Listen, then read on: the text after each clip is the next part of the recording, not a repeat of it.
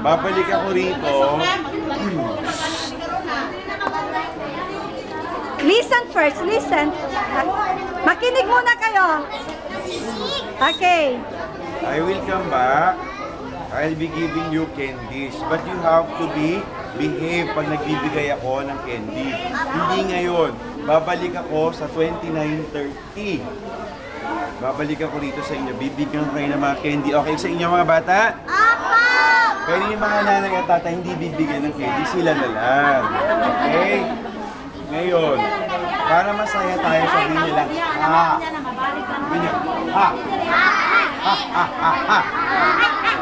Lagay niyo yung kamay niyo rito. Sabihin niyo lang, oh. Okay, subukan nyo. Ha, ha, ha, ha.